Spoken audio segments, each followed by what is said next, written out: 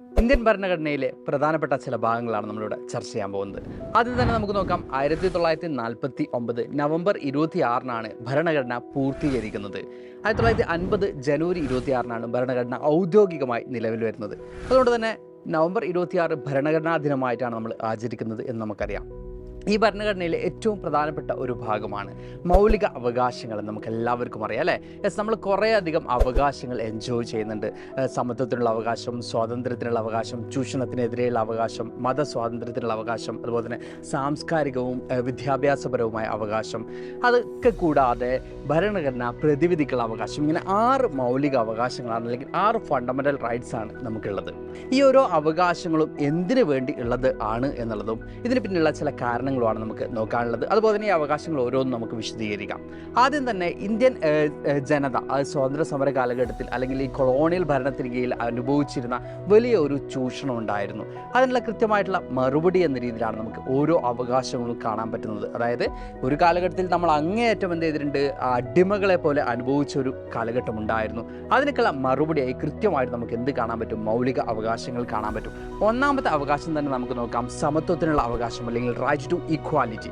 ഇതിലൂടെ എല്ലാ ഇന്ത്യക്കാരും ഈക്വലാണ് അല്ലെങ്കിൽ തുല്യരാണ് എന്നാണ് പ്രഖ്യാപിക്കുന്നത്. ഇവിടെ ജാതിയുടെയോ മതത്തിൻ്റെയോ അല്ലെങ്കിൽ വർണ്ണത്തിൻ്റെയോ ലിംഗത്തിൻ്റെയോ ഒരു തരത്തിലുള്ള വേർതിരിവുമില്ല. നിയമത്തിനു മുമ്പിൽ എല്ലാ ആളുകളും എന്ത് തന്നെയാണ്, തുല്യരാണ്. ഇവിടെ ഭാഷ ഒരു തരത്തിലുള്ള എന്തുമില്ല, വേർതിരിവുമില്ല എന്ന് നമുക്ക് കാണാൻ സാധിക്കും. അതുപോലെ തന്നെ എല്ലാ തരത്തിലുള്ള പദവികളും എന്ത് ചെയ്യുന്നുണ്ട്, നിർത്തലാക്കുന്നുണ്ട്.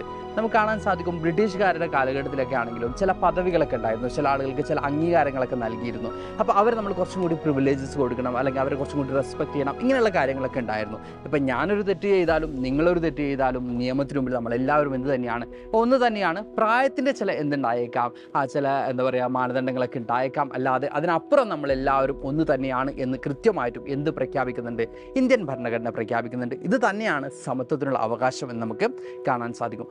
അടുത്തതാണ് സ്വാതന്ത്ര്യത്തിനുള്ള അവകാശം.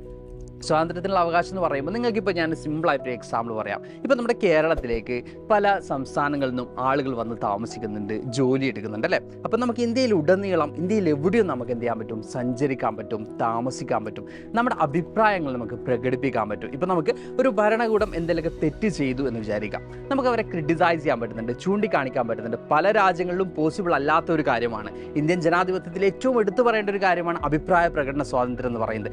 ഏതൊരു ഭരണാധികാരി തെറ്റ് ചെയ്താലും നമുക്ക് എന്ത് ചെയ്യാം, അത് അഡ്രസ്സ് ചെയ്യാം, അല്ലെങ്കിൽ അത് ചൂണ്ടിക്കാണിക്കാം, വിമർശിക്കാനുള്ള അവകാശം നമുക്ക് ഓരോരുത്തർക്കും ഉണ്ട് എന്ന് നമുക്ക് കാണാൻ സാധിക്കും. അതുപോലെ നമുക്ക് സംഘടിക്കാനും രാഷ്ട്രീയ പാർട്ടികൾ രൂപീകരിക്കാനും ഇങ്ങനെ ഒട്ടനവധി അവകാശങ്ങൾ എന്തിലൂടെ കിട്ടുന്നുണ്ട്, സ്വാതന്ത്ര്യത്തിനുള്ള അവകാശത്തിലൂടെ കിട്ടുന്നുണ്ട്. അടുത്തത് ചൂഷണത്തിനെതിരെയുള്ള അവകാശമാണ്. ചൂഷണത്തിനെതിരെയുള്ള അവകാശം എന്ന് പറയുമ്പോൾ നിർബന്ധിത തൊഴിൽ, അതുപോലെ തന്നെ ബാലവേല പോലുള്ള കാര്യങ്ങൾ, അതുപോലെ തന്നെ അപകടകരമായ സാഹചര്യങ്ങളിൽ ജോലിയെടുപ്പിക്കുക, മനുഷ്യ കച്ചവടം, ഇങ്ങനെ ഒട്ടനവധി കാര്യങ്ങളെ നിയന്ത്രിക്കാൻ വേണ്ടിയാണ് ചൂഷണത്തിനെതിരെയുള്ള അവകാശം അല്ലെങ്കിൽ റൈറ്റ് എഗെയിൻസ്റ്റ് എക്സ്പ്ലോയിറ്റേഷൻ നമുക്ക് കാണാൻ പറ്റുന്നത്. മറ്റൊന്നാണ് മതസ്വാതന്ത്ര്യത്തിനുള്ള അവകാശം. ഏറ്റവും എടുത്തു പറയേണ്ടതാണ്, നമ്മൾ സെക്യുലറിസമാണ് അല്ലെങ്കിൽ മതേതരത്വമാണ് നമ്മൾ ഫോളോ ചെയ്യുന്ന ഒരു ആശയം എന്ന് പറയുന്നത് അല്ലേ? അപ്പോൾ സ്വാഭാവികമായിട്ടും നമുക്ക് ഒഫീഷ്യലായിട്ട് ഒരു റിലീജിയൻ ഇല്ല, ഒരു റിലീജിയനെ നമ്മൾ എന്ത് ചെയ്യുന്നില്ല, പ്രൊമോട്ട് ചെയ്യുന്നില്ല. അതേസമയം തന്നെ ഒന്നിനെ നമ്മൾ താഴ്ത്തി കാണിക്കുന്നുമില്ല. എല്ലാ റിലീജിയനും അവരുടേതായിട്ടുള്ള എന്ത് ചെയ്യാം, റിച്വൽസും കാര്യങ്ങളൊക്കെ ഉണ്ടാവും. അത് പ്രാക്ടീസ് ചെയ്യാനുള്ള അവകാശം എവിടെയുണ്ട്, ഇന്ത്യയിലുണ്ട്. അതായത് എല്ലാ മതങ്ങൾക്കും അവരുടെ ആചാരങ്ങളും അനുഷ്ഠാനങ്ങളുമായിട്ട് മുമ്പോട്ട് പോവാം. അതേസമയം തന്നെ നിങ്ങൾ നോക്കേണ്ട ഒരു കാര്യമുണ്ട്, റൈറ്റ് ടു ഈക്വാലിറ്റി നമ്മുടെ ഭരണഘടനയിലെ ഒരു മൗലിക അവകാശമാണ്. അതുകൊണ്ട് തന്നെ അത് വയലേറ്റ് ചെയ്യുന്ന രീതിയിൽ മതം ഏതെങ്കിലും രീതിയിൽ ഇടപെടുകയാണെങ്കിൽ അവിടെ ആരോടപെടും, കോടതിയും സംവിധാനങ്ങളും ഇടപെടും. കാരണം അതും ഉറപ്പുവരുത്തേണ്ടതുണ്ട് അല്ലേ? അപ്പോൾ മത സ്വാതന്ത്ര്യത്തിലുള്ള അവകാശം എന്ന് പറയുമ്പോൾ നമുക്ക് നമ്മുടെ മതത്തിൽ വിശ്വസിക്കാം, ആചാരങ്ങളുമായിട്ട് മുമ്പോട്ട് പോകാം, അതിനൊന്നും ഒരു തരത്തിലുള്ള നിയന്ത്രണവുമില്ല. അതേസമയം തന്നെ നമ്മുടെ മൗലികാവകാശത്തിൽ ഏതെങ്കിലും ഒന്ന് ലംഘിക്കപ്പെടുന്ന ഒരു സാഹചര്യം വന്നാൽ കോടതി ഇടപെടും നമുക്ക് കാണാൻ സാധിക്കും. അപ്പോൾ ഇന്ത്യക്ക് ഒഫീഷ്യലായിട്ട് ഒരു റിലീജിയൻ ഇല്ല എന്ന് നമുക്ക് കാണാൻ സാധിക്കും. മറ്റൊന്നാണ് സാംസ്കാരികവും വിദ്യാഭ്യാസപരവുമായ അവകാശം. ഒരു രാജ്യത്തെ ഏറ്റവും പ്രധാനപ്പെട്ട ഒരു ഘടകം എന്ന് പറയുന്നത് അവിടുത്തെ ന്യൂനപക്ഷങ്ങൾ എങ്ങനെ സംരക്ഷിക്കപ്പെടുന്നു എന്നുള്ളതാണ്. ഇപ്പോൾ ഇന്ത്യയിൽ ഒരു കൂട്ടം അല്ലെങ്കിൽ ഒന്നോ രണ്ടോ ആളുകൾ മാത്രം സംസാരിക്കുന്ന ഭാഷയാണെങ്കിൽ പോലും അതും എന്ത് ചെയ്യേണ്ടതുണ്ട്, സംരക്ഷിക്കപ്പെടേണ്ടതുണ്ട്, അല്ലെങ്കിൽ അതും പ്രിസർവ് ചെയ്യപ്പെടേണ്ടതുണ്ട്. അതുകൊണ്ട് തന്നെ അവർക്കും എന്ത് ചെയ്യാം, their own educational institutions establish ചെയ്യാനുള്ള അധികാരം എന്ത് ചെയ്യുന്നുണ്ട്, പ്രൊവൈഡ് ചെയ്യുന്നുണ്ട്. അപ്പോൾ ഏതൊരു ലിപിയാണെങ്കിലും ഏതൊരു ഭാഷയാണെങ്കിലും ഏതൊരു സംസ്കാരമാണെങ്കിലും അതും എന്ത് ചെയ്യേണ്ടതുണ്ട്, സംരക്ഷിക്കപ്പെടേണ്ടതുണ്ട്. അതുകൊണ്ട് തന്നെ വിദ്യാഭ്യാസ സ്ഥാപനങ്ങളാണെങ്കിലും അത്തരത്തിലുള്ള ഇൻസ്റ്റിറ്റ്യൂഷൻസ് ആണെങ്കിലും ഈ മൈനോറിറ്റീസിൻ്റെ അല്ലെങ്കിൽ ന്യൂനപക്ഷങ്ങൾക്കും എന്ത് ചെയ്യാം പടുത്തുയർത്താം എന്ന് ഇന്ത്യൻ ഭരണഘടന കൃത്യമായിട്ടും എന്ത് ചെയ്യുന്നത് മെൻഷൻ ചെയ്യുന്നുണ്ട്. ഏറ്റവും അവസാനമായി വരുന്നതാണ് ഇന്ത്യൻ ഭരണഘടനയുടെ ഹൃദയവും ആത്മാവും എന്നാണ് ഭരണഘടനാ ശില്പിയായിട്ടുള്ള ഡോക്ടർ BR അംബേദ്കർ ഈ ഒരു അവകാശത്തെ വിശേഷിപ്പിച്ചിട്ടുള്ളത്. അത് മറ്റൊന്നുമല്ല, ഭരണഘടനാപരമായ പ്രതിവിധിക്കുള്ള അവകാശം. അതായത് ഇത്രത്തോളം അവകാശങ്ങൾ നമുക്ക് തരുമ്പോൾ ഇത് പ്രൊട്ടക്റ്റ് ചെയ്യാൻ കൂടി ഇതിൽ ഒരു അവകാശം കൂടി വരുന്നുണ്ട് എന്നുള്ളതാണ്. അതായത് നമ്മൾ നേരത്തെ പറഞ്ഞ 5 അവകാശങ്ങളെയും സംരക്ഷിക്കുക എന്നുള്ളതാണ് 6ാമത്തെ അവകാശത്തിൻ്റെ ഡ്യൂട്ടി എന്ന് പറയുന്നത്. അതായത് നമുക്ക് റിട്ട് അവകാശം, അല്ലെങ്കിൽ നമുക്ക് എന്താ പറയുക, ഒരു കോടതിയെ സമീപിക്കാം. ഇതിലേതെങ്കിലും ഒരു അവകാശം നമുക്ക് ലംഘിക്കപ്പെട്ടാൽ നമുക്ക് ആരെ സമീപിക്കാൻ പറ്റും?